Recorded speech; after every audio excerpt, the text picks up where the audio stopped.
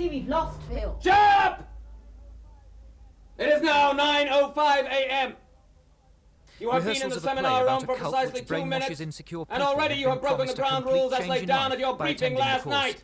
Playwright Andrew Carr infiltrated Exegesis to get details for his play. I will now Since remind then, you of the ground Exegesis has rules. been at the centre of a newspaper controversy 1. about its methods. No trainee shall talk to another trainee in the seminar room at any time. They've packaged every indoctrination technique used by secret services throughout the world and packaged it into what they pretend is an Enlightenment seminar.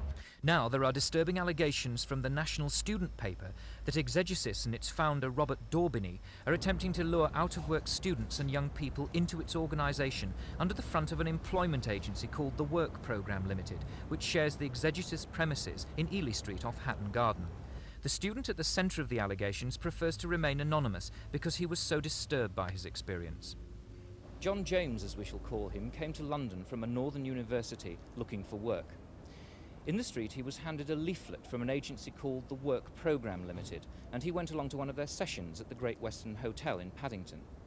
According to the paper, James, along with 60 other hopefuls, was put into a semi-hypnotic state, made to stand on a platform and then insulted by the organisers.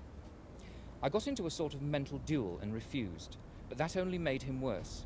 I said I would not give 100% to something I didn't even know about, but he started the humiliation treatment again. His tactics were succeeding. I began to believe perhaps I was a fraud and would never find a job. He then asked me if I was a heterosexual. I grinned in surprise.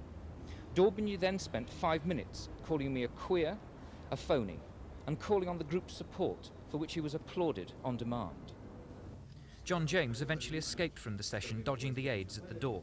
Robert D'Aubingney, born Robert Fuller, gives regular sessions to young people. He admits that they can appear unpleasant.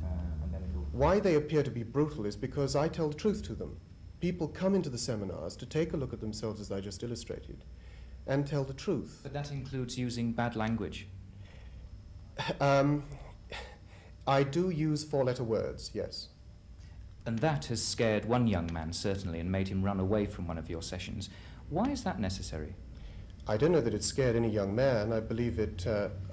I believe if people are over 18, they can handle it. I don't really like working with people who are that vulnerable at hearing 4-letter words. But psychiatrists have said that your sort of treatment could be especially dangerous to unstable people. You could be putting health at risk. Yes, most certainly, but we make sure that unstable people do not take the seminar. Are you qualified to do that?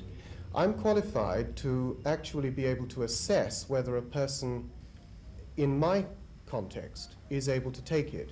Face front, bitch!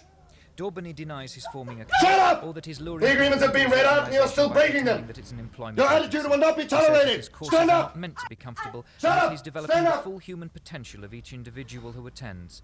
Michael Wilson, Thames News.